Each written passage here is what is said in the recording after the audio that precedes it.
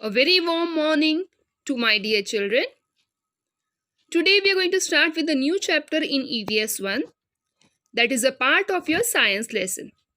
Beginning with chapter number 4, it's environmental balance. In this chapter we are going to see that what is environment and how living and non-living things are related to each other. Which all living organisms are present in your surrounding. Even we are going to see what is a food chain and how they are interlinked to each other. What is a food web and what role it plays in the life of living organism.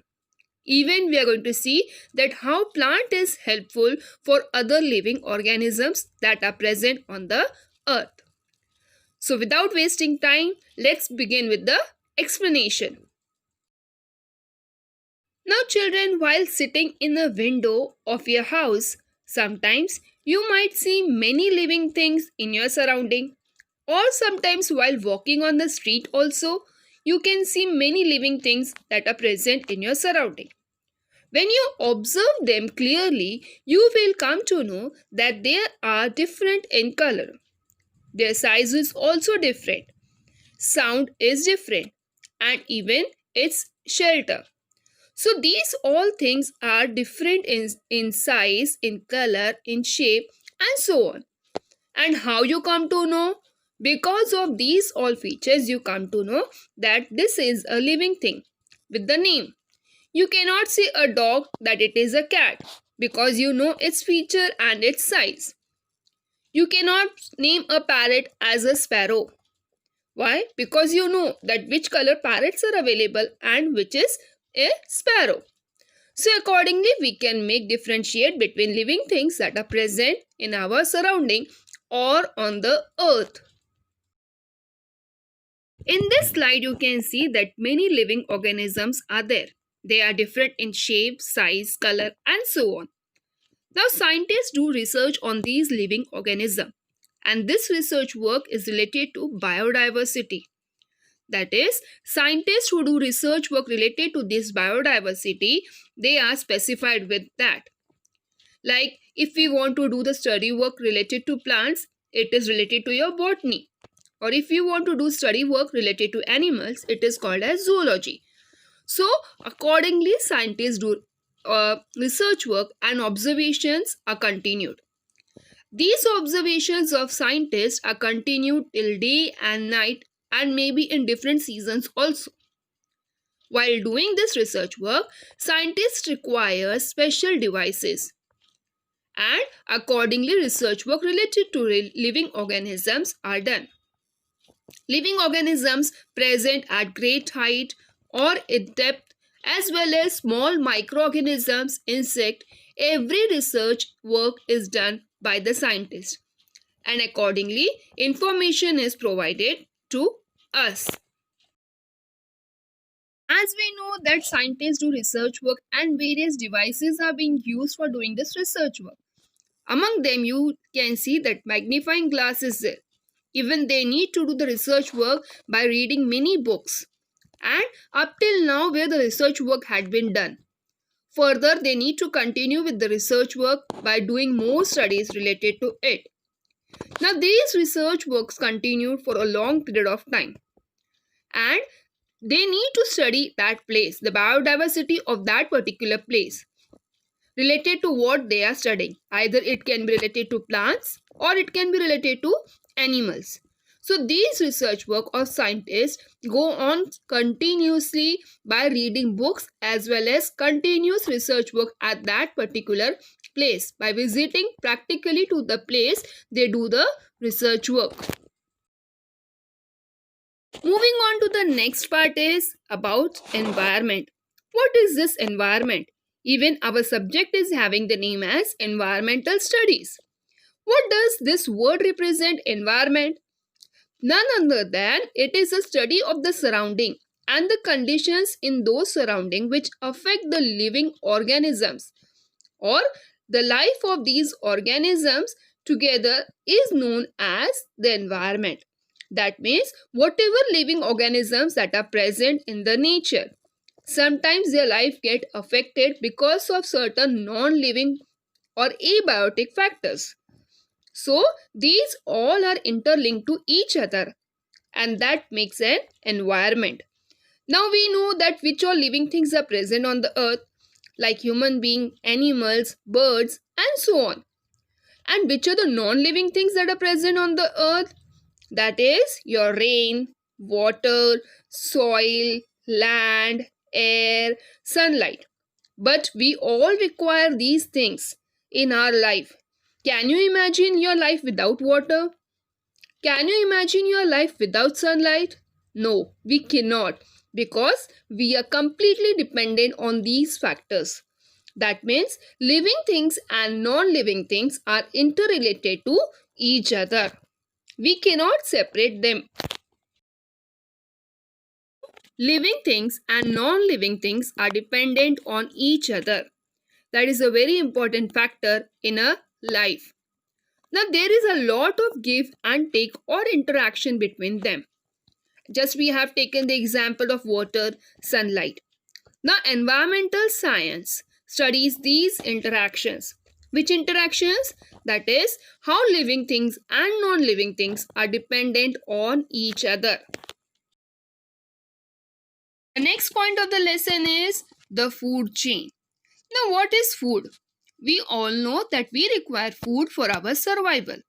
We cannot live without food. Empty stomach, we cannot do any of the activities. For the growth and proper development, we require nutritious diet. And we all are dependent on our food. Now in the picture you can see sun. Plants require sunlight for its growth. Worms eat grass and leaves for their survival. In the same way, grasshopper eats worms and birds eats grasshopper. So from these pictures, what you come to know? You can see even the arrows. That means they are dependent on each other. They cannot live without each other. Why? Because if one of the link is missing or it breaks, automatically the number of that particular insect or bird or animal will get extinct. Extinct means it is going to get less in number day by day. And in future, we may not be able to see them. So they all are related, interrelated to each other. Now in this slide, you can see a picture of a chain. You know that small hooks are joined together to make a chain. If the links were to separate from each other, could they be called a chain? In the next picture, you can see that the chain is broken. So what it means? Even though each link is complete object, it is joined to the links before and after it. And if it breaks, or if it is loose, or if it breaks down easily, then what will happen? Yes, it is going to break the link and it will not be in a proper order. So it is very important to form a chain or to have a complete loops together. The chain should be in a proper manner. Then only it will be called a chain. Otherwise, broken chain cannot be used.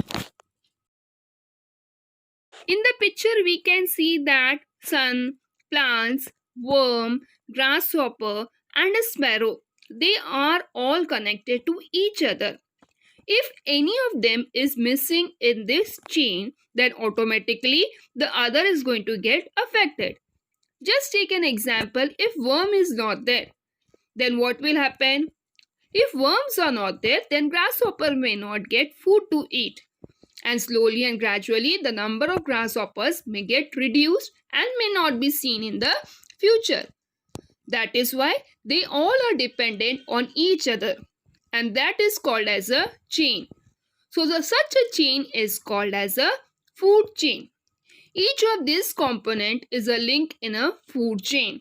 They all are connected to each other, as well as they are dependent on each other for their survival.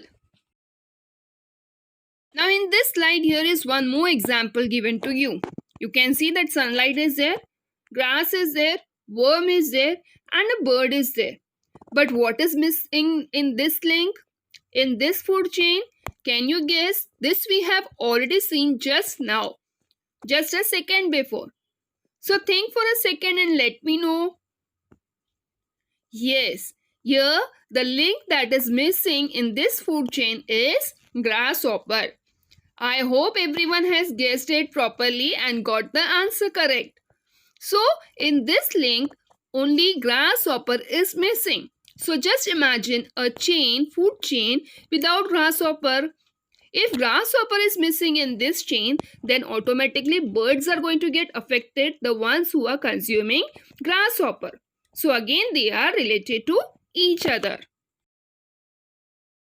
Now here you can see many food chains are there in the picture. Now in nature, there are so many food chains. Not only related to food, but also natural chains are there. An example of this is your water cycle. We have seen in the previous chapter that how water cycle occurs and how it is important on the earth. So just imagine if any of the link is missing in this chain, what is going to get? It is going to get affected. The one who is dependent on the other is going to suffer if any of the chain in the link is missing.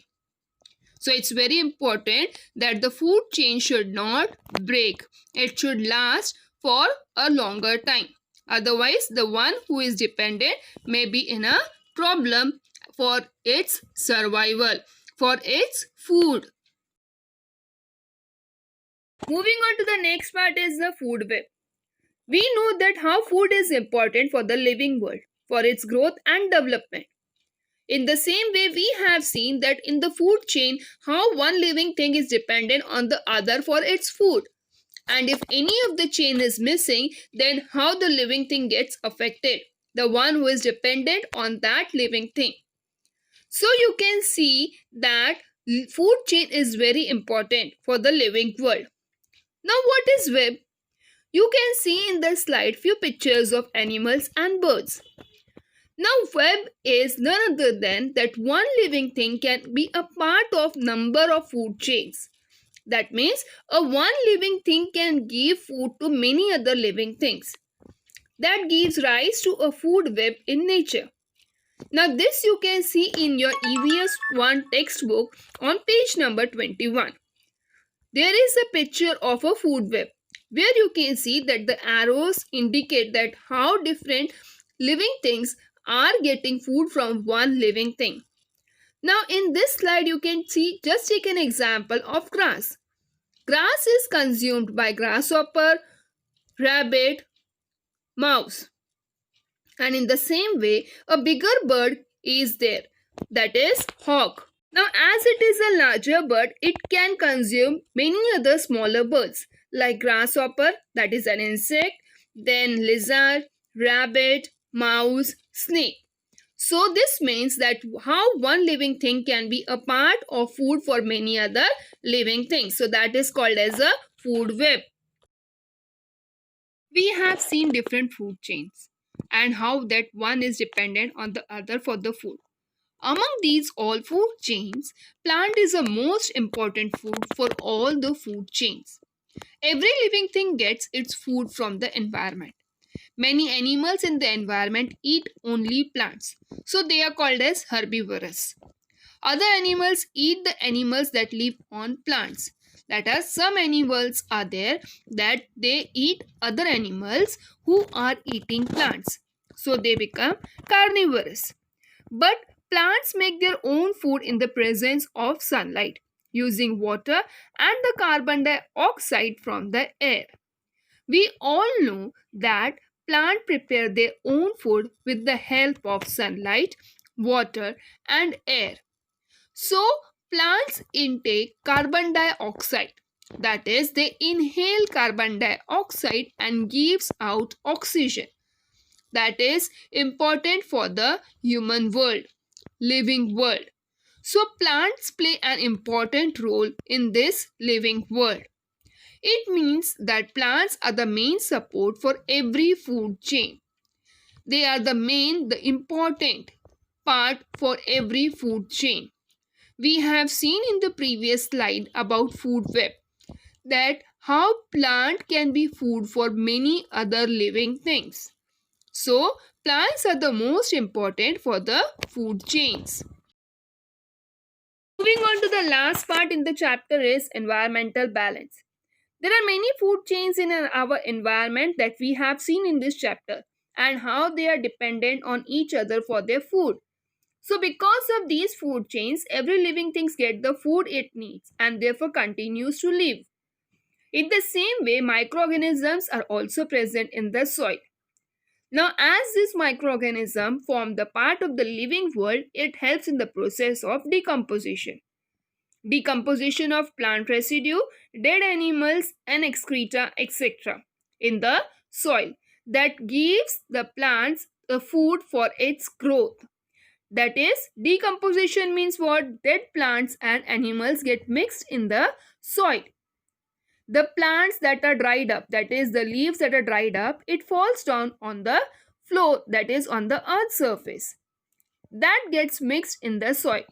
In the same way, dead animals after a certain period of times get mixed. In the same way, microorganisms that are mixed in the soil, they get dead and after a time they get mixed. So this helps for the growth of the plants. We know when the growth of the plants takes place, when plants get proper sunlight, water, air. In the same way, for its growth, it requires decomposition of plants or other animals. As a result, substances that help the growth of plants are formed and get added to the soil. It leads to the growth of plants. Plants use them for its growth and plants use these substances in the soil for its growth. And when plants and animals die, it leads to the process of decomposition. That is, their remains add these substances to the soil once again for the growth of the plants. In this slide, you can see a picture of water cycle as it plays an important part in the environment. This is an important cycle in the environment. All the living things that are present on the earth gets continuous supply of water and it is very essential for the living world. So living things use oxygen for its breathing. That is, we breathe oxygen and we give out carbon dioxide. In the same way, plants intake carbon dioxide and gives out oxygen. Now just take an example. You are sitting under a fan. If I'll tell you that put off your fan for a minute and you do it so, how you will feel? You will feel hot. Yes, why? Because the fan is put off. In the same way, if we do not get proper or sufficient amount of air, we may feel suffocation. So it is essential that we should plant more and more trees in our surrounding. And that is the reason why every year we celebrate Tree Plantation Day. So that we get plenty of oxygen for breathing and we give out carbon dioxide that helps the plant for its growth. So it is very essential that we should plant more and more trees. How you feel when the fan is put off? Yes, you feel suffocated. You cannot see air, but you can feel the air. Oxygen is very essential for the living world. So it becomes a process of give and take. We know that plants intake carbon dioxide and gives out oxygen, whereas other living world require oxygen for breathing and they give out carbon dioxide. That gets mixed in the air again. So this is also a part of cycle of nature. We have seen many cycles in nature that are related to the part of natural process. We have seen food chain, water cycle and air. That is, give and take of oxygen and carbon dioxide. So the interaction is there continuously among the living world itself as well as between the living things and non-living things. They are interrelated to each other. They are dependent on each other for their survival. So that becomes a part of the nature. We cannot deny them as they are interlinked to each other. Interaction between living and non-living things goes on continuously. Living things means biotic factor and non-living things means abiotic factor. This helps to maintain the food chains in the environment. Biotic and abiotic factor are interrelated to each other. They part they become a part of the environment. When these various cycles that are present in the environment goes on in a proper way without any obstacle, then only environmental balance gets maintained. But if there is any hurdle related to them, then automatically environments gets affected, and there is destruction in the environment can cause any kind of natural disaster. So it is very important that biotic and abiotic factor are interrelated to each other every time. Then only we can maintain the natural environment on the earth. So my dear children, as a part of this beautiful nature that is given to us by God, it is very essential that we maintain our environment. And if we do not do so, then there is destruction. And automatically we need to suffer with natural disasters that can be harmful for all the living world that is present on the earth. So as a part of the environment, it is needful that we maintain our environment in a proper way. And as a part and parcel of this nature, it is our duty to preserve our environment and should not harm the beauty of our nature. So, I hope you have understood the lesson. We'll be meeting in the next video. Till then, take care. Bye-bye. Have a good day. Thank you for watching the video.